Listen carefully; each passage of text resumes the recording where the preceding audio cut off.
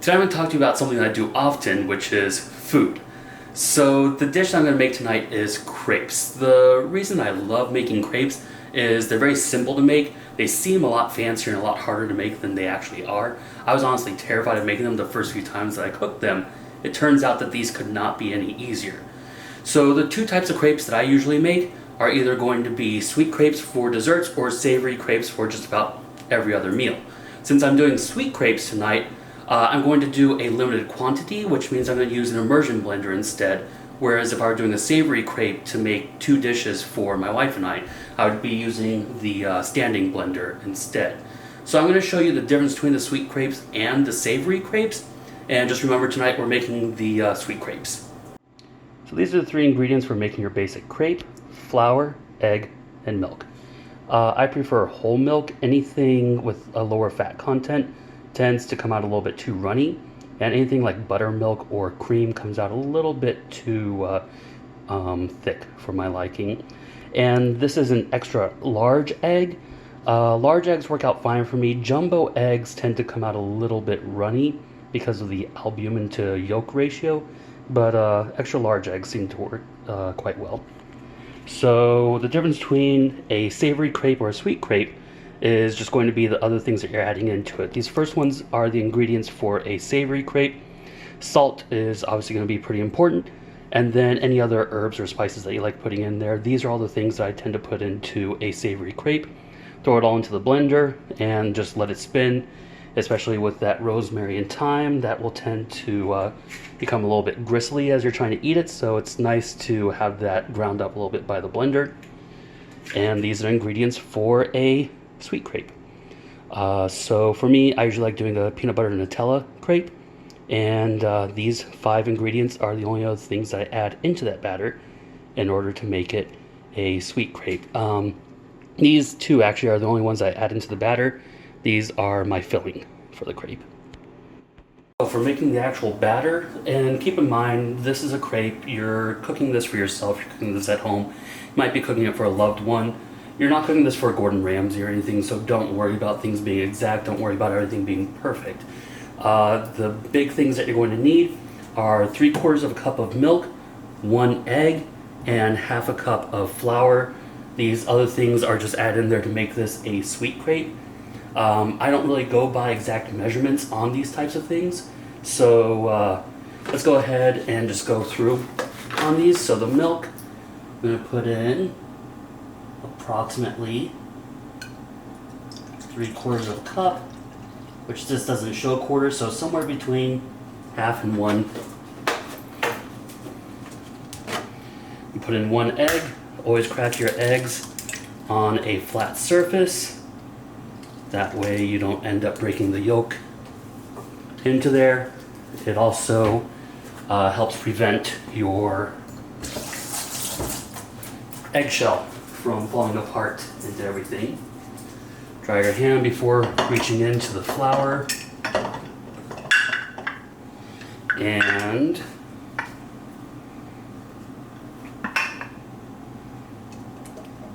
half a cup of flour. So once again, this is a sweet crepe. So this is, I believe, a 1/2 teaspoon measuring spoon. I had to cut off the end of it to make it fit in here. So I believe it's 1/2 teaspoon, so I put in about 1.5 teaspoons of sugar. You can do more, you can do less. Today I'm feeling 1.5 teaspoons. And then vanilla extract. This just kind of brings out the flavor a little bit more. I don't know how much I put in, I just put in some. And then you blend it, baby. You can use this, you can do this using an immersion blender. You can do this in an upright blender. I mean, you probably could whisk it together if you really wanted to try. You could do a hand mixer, just anything to make this relatively homogeneous.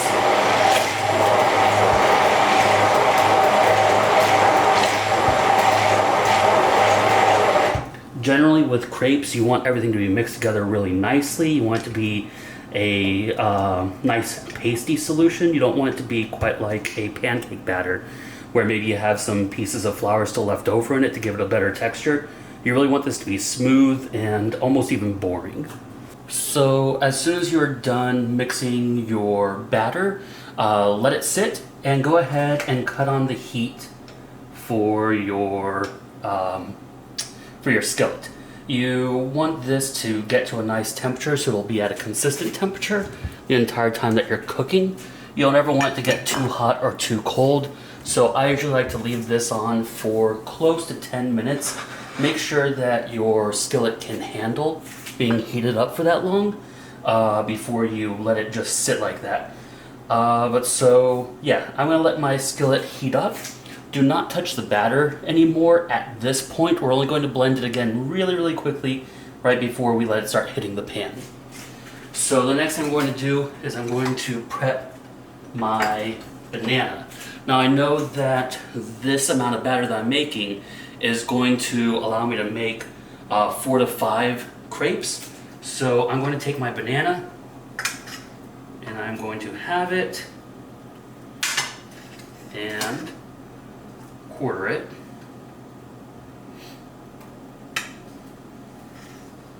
And a quarter of this will go into each one of my crepes. Go and put this into the sink. Careful how you place your knives. You don't ever want to scrape anything against the edge of the sink and dull your tip of your blade.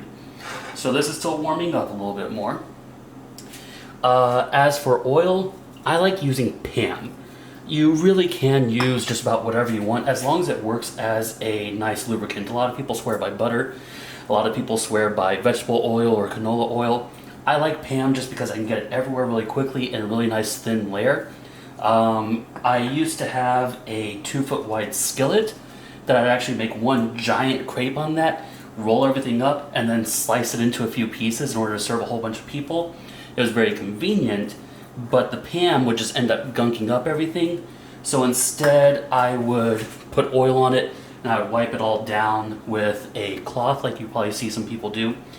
Like I said, I like using Pam for this. Just make sure you clean your skillet really well afterwards. It does tend to get a little bit greasy and sticky after you've heated it up a little bit. So like I said, clean off really well. I'll see you as soon as these 10 minutes are up. Okay, so my pan is getting pretty close to heated up. One of the things that I did do off screen is I've started my oven preheating.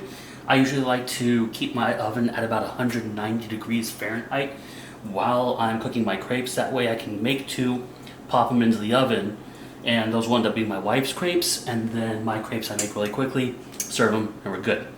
We're running a little bit low on Nutella. It's a little bit hard to get right now, so those ones are going to go into my wife's crepes. I'm just going to do peanut butter. Honestly, I love peanut butter anyway. One thing I want to note is I'm currently running at about 4.5 on my stove. This one goes up to 10 is its highest. So this marker for high is 10, extrapolating that from the numbers that are on there. When you're cooking a crepe, you're cooking at various degrees of medium. So on this one, I'm kind of doing a, medium, a little bit medium-low. So the hotter that you cook your crepe, the thicker it'll end up being. I know that seems a little bit counterintuitive. It's not like a steak or anything that you can cook, you have to go a little bit lower in order to get all the way through the steak. And now our oven's at temperature. If you go too high, then you're just going to ruin the crepe. It's going to be raw in the middle and burnt on the outside. But the higher you go, the thicker it's going to cook, because you'll notice that it's going to stick or start cooking onto the pan really quickly, and so it'll start to solidify. So for this, I like to do it on kind of a medium-low to just medium. That way I get a not too thin but not too thick crepe. You're going to notice that I don't make these super fancy or anything, especially when I'm doing dessert crepes. I'm going to fold it up anyway. No one's going to look at the inside. We're going to be fine. Next time you're going to hear is just going to be me hitting the batter again really quickly. That way it's back to being homogeneous. It hasn't separated or anything, but I have allowed glutens to form, and I'm not going to break those up too much. So you'll hear how quickly I just kind of pulse that.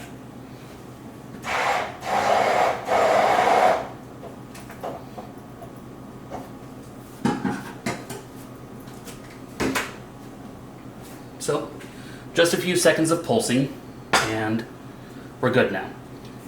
So the first thing I'm going to do is I'm going to grease my pan. Get that all the way around, nice and nice. Then I'm going to pour in my batter. I'm going to let it take up about 50%, maybe a little bit more of the center of my pan. As soon as I've poured it out, I'm just going to start swishing my pan around a little bit, making sure to get it all around on the sides. Slow down the higher up you want it to go, otherwise it's not going to stick very well. Like I said, we're not cooking for Gordon Ramsay or anyone. No one's going to be judging our cooking right now. No one's going to care how nice it looks on the inside. So what you get is what you get. You'll be fine. I'm going to let this go for a while. You can see that's already starting to brown. Just a slight bit on the edges, hardly any. But we're going to watch it kind of start to dry up a little bit. This is the steam all coming off of it. So as soon as it starts to dry up a little bit more, what I like to do is put in my fillings.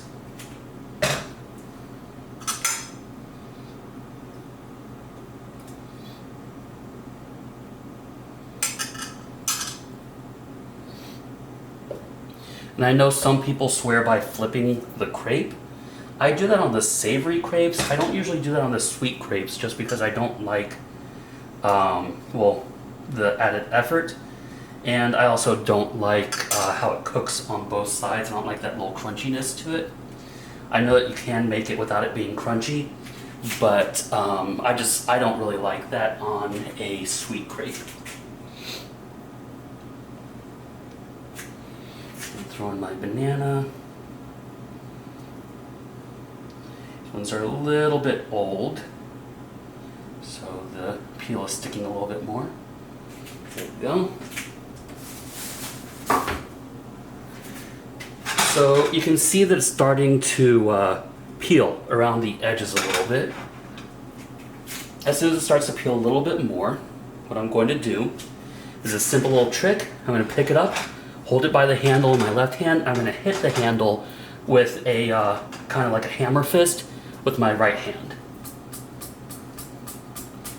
Notice how our crepe is moving a little bit. That means that it's about ready to release. But I'm going to try to move it back toward that one a little bit. Really not a problem whatsoever. Once again, we're not cooking for anybody fancy. We're cooking for ourselves. We're cooking for our wives. We're okay. So I'm going to go ahead and take this. I'm going to flip it and flip it. This one's ready to go. And right there on the plate. There we go. Grease the pan a little bit again. That's probably a little bit more grease than I needed. Talking and cooking at the same time would be a little bit difficult. There we go. Remember to swirl it around as quickly as you can. Slower to get it around the sides.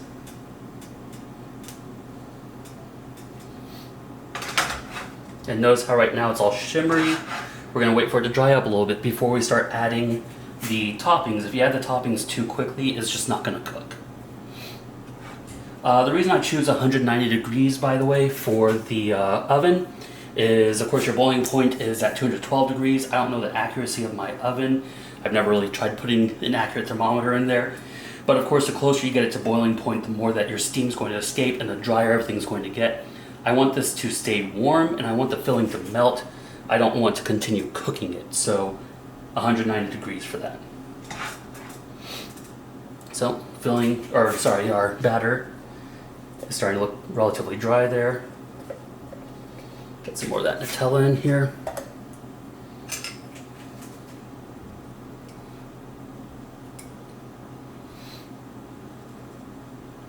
Since this gets folded into quarters, obviously we don't need a whole lot of filling in here. If you put in too much as you try to pull it out of the skillet, your filling is going to end up bleeding out into the skillet, and then now you have to clean up your skillet a whole lot because you don't want that burning as you're trying to cook crepes in there. That just will taste awful, and plus it will stick. This one I'm going to try to cook a little bit longer. I know that my wife likes a slightly crispier edge to it, so I'm letting that peel a little bit more. You can see some peeling action going on there, a little bit down here.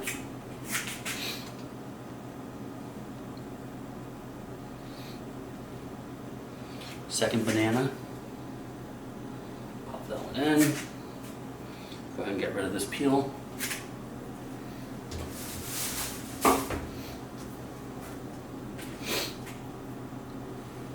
Got a little bit of banana on my hand. Let me rinse that off really quickly. This is not an exact science. This batter's not going anywhere. Anyone who tells you that crepes are an exact science either hasn't ever made a crepe before, or they're trying to make it sound a little bit more daunting than it really is. I mean, maybe there are crepe aficionados who know exact sciences for crepes, but honestly, I've never made a crepe that I didn't like, and I've made them numerous different ways. Alright, so this is starting to peel quite nicely. I'm getting a little bit of bubbling action going on in here. We're actually starting to see kind of divots, like teeny tiny little pocks in the crepe batter itself, which means it's really cooking through. So one hand right here, tap it around a little bit, see if we can get it to release. There it is. Fold it over, you can hear the crunch on that one a little bit more. Fold it again, and dump it onto the plate.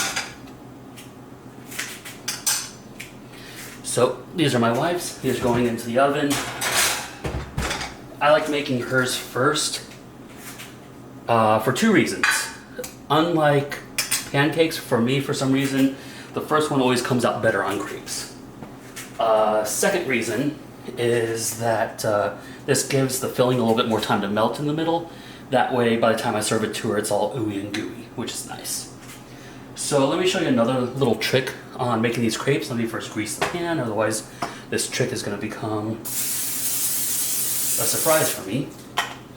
So for this one, let's say that you want to get a really, really smooth crepe interior. What I'm going to do is I'm going to actually over pour my crepe. There we go. Let that go around. Nicey nice.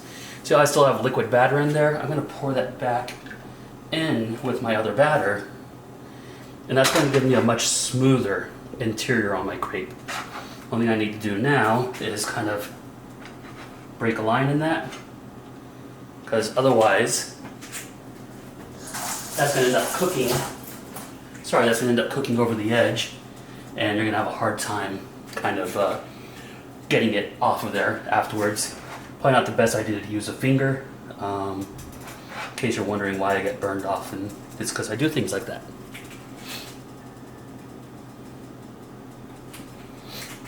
This one's starting to dry up a little bit, so let me go ahead and put in my peanut butter. Like I said, for mine, it's going to be peanut butter only. And I mean, feel free to make any sort of toppings for this if you really want to, you can. Peanut butter, banana. Really see the age on these bananas. These ones also were very green when we got them. Obviously beggars can't be choosers right now, especially during these times. But since they were so green when we got them, they're a very awkward combination of starchy and overripe right now. I'm just gonna wiggle that in there. I know normally when you see people making crepes, you're going to see them using a spatula and going around the edge. Usually they'll use a very small angled spatula for that. Sure, I use that often. Not really that often though. I don't like getting additional things dirty, so that's why I pound on the handle of the pan and whatever else. Go ahead and get this one to start releasing for me a little bit here. There we go. This one's giving me a hard time right up there. That's all right. Let's get that off of there. Half, and dump it. Good enough. I mean, all this stuff really is just good enough. If it tastes good, looks decent enough to eat, then you did it right.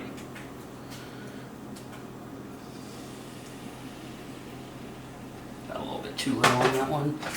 Like I said, enough batter to make 4 or 5 crepes. This one's going to be a little bit small, but that's going to give me a little bit of extra batter. If you're making this for someone that you love, it's very important to have a little bit of extra batter. That way you can make an extra crepe and hand that to them.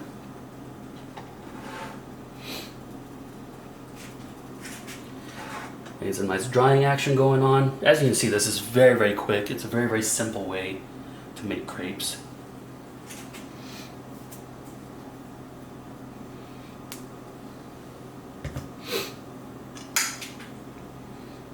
Put in our peanut butter. I use creamy peanut butter in my crepes. I just find that having a crunchy peanut butter, the peanuts tend to sometimes poke a hole in my crepe as I'm kind of dragging things around. So I prefer a creamy.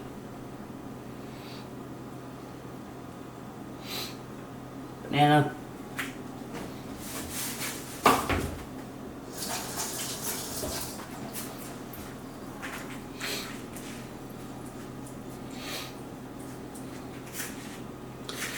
And a trick that I learned from my wife is clean as you go.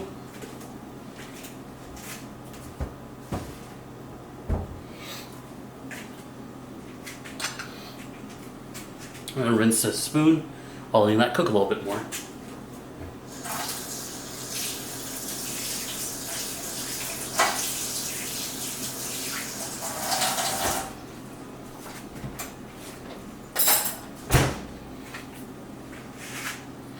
Starting to get some good peeling action around here. This one's looking pretty good. Made some good movement and release on it. Give it a fold.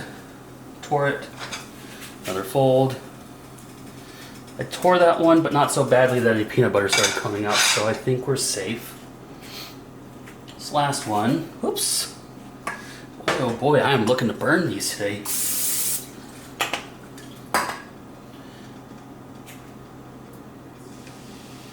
last one's going to be nice and small. This is going to be a cute little crepe.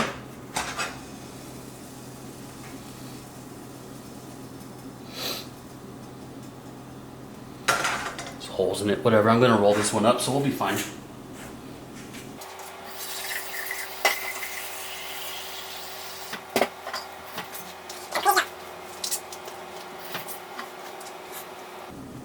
This one was small, so it's cooking pretty quickly. All I'm going to do is just put the tiniest little dollop of Nutella into it. Just like that.